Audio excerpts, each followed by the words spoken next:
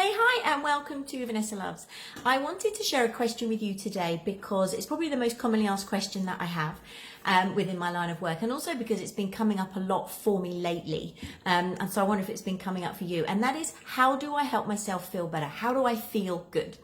So the people I work with are the ones that are willing to live a transformed life, and the ones that recognize that it's majority to do with their emotions, primarily to do with their emotions. So why do we struggle with feeling bad? Why do we struggle to help ourselves feel good? And my first thought on that is that we're not taught, we're not encouraged from an early age to listen to ourselves, our bodies, and what we feel, let alone trust it and use it as our guidance system.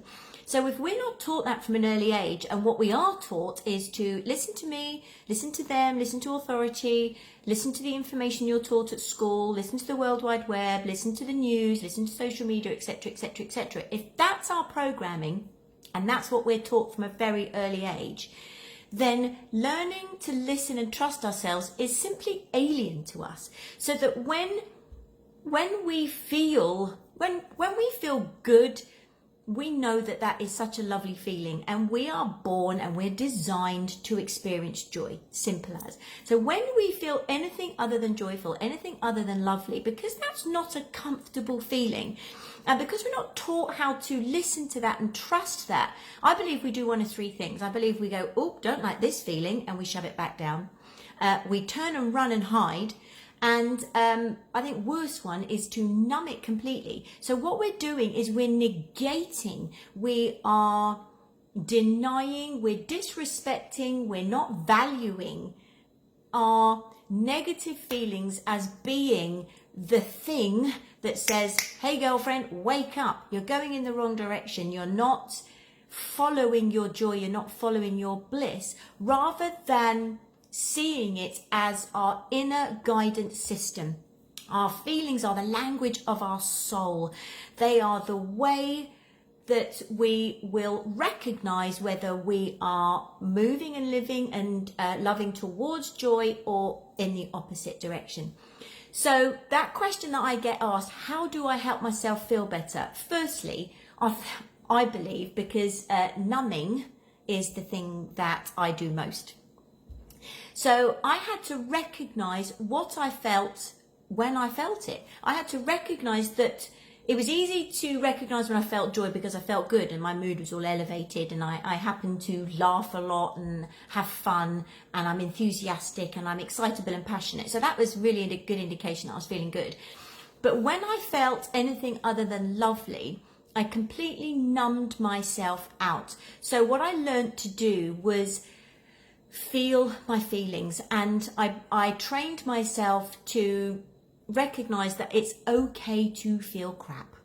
It doesn't mean that if I feel crappy, I'm a crap person. If I feel sad, I'm a sad person. If I feel angry, I'm an angry person. No, I really learned to understand that my emotions are an energy that moves through my body. I've got to let it pass through my body. So what am I feeling when I'm feeling it? But just recognize that when I feel anything other than lovely, it's okay. Secondly, I believe that when I felt rubbishy, the behaviors that I turned to, the way I expressed myself when I feel crappy, if I became aware of those, I could do something about it. So if I felt, for example, what's the common thing that comes up for either myself or other people is when I feel humiliated, I eat. When I feel shamed, I would self-harm. Other people have said to me, when I feel angry, I'll lash out. So once we can recognize that when we feel crappy, we have a way of dealing with it that doesn't serve our well-being. You could isolate yourself, you could do any of the things above, like I said. That's where that becomes an addiction, that becomes a habitual way of being. So once you can recognize that when you feel crappy, how do you behave? Then you give yourself every opportunity to change it and create a new way of being that will support your well-being. Okay, so for example, and I totally appreciate that it is not easy to change. It's simple, but it's not easy. So once we have allowed ourselves to feel our feelings and recognize a behavior that doesn't serve us and will keep us in that state, very simply, but I do appreciate it's difficult, it's important that we put a system or a plan in place that once we start to nosedive, we go straight to that thing. Now, my thing is visual.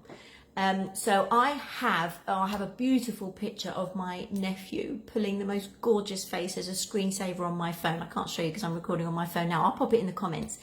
So that when I feel anything other than lovely, I actually now turn to my breathing, but I appreciate that is more of a discipline.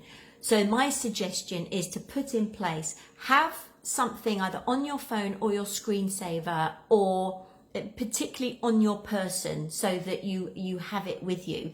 A photo or a song on your mobile that you could play, or a video you could play yourself, or something. Go straight to it to elevate your mood, and it's not to stop you feeling rubbishy. First, we acknowledge that we feel rubbishy. Secondly, we've recognized that we turn to behaviors that don't support us. So this is a new way. Once you've recognized that you feel rubbish, allow it to be okay to feel rubbish.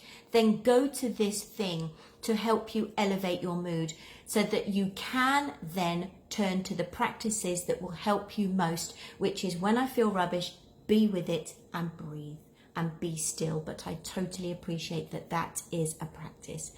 So recognize when you're feeling rubbishy and that it's okay to feel rubbish. So acknowledge it, be aware of it. Be aware of your moods, your behaviors that you go straight to for default. So that once you then, the next time you feel rubbishy, you can go, well, I don't feel good. And then go straight to that picture that makes you smile, to allow yourself the time to cut yourself off before you nosedive into the abyss, that black hole of an habitual way of being. Create a new thing that serves you, and then from that place you will feel stronger to make a better choice, which might be eat differently. It might be say no to that alcoholic drink and drink something that serves you instead. It might be, okay, bite my tongue before I say this horrible thing. It might be, okay, stop before I lash out. I'll go and punch a pillow and scream in a pillow instead of lashing out onto something else. So they're just a couple of suggestions. I hope they serve you, because they have definitely served me in the past. But I just wanted to put that out there because, like I say, it's been coming up for me a lot, so I wondered whether it would for you too. Okay, God bless you. I will catch you soon. Take care for now. Bye-bye.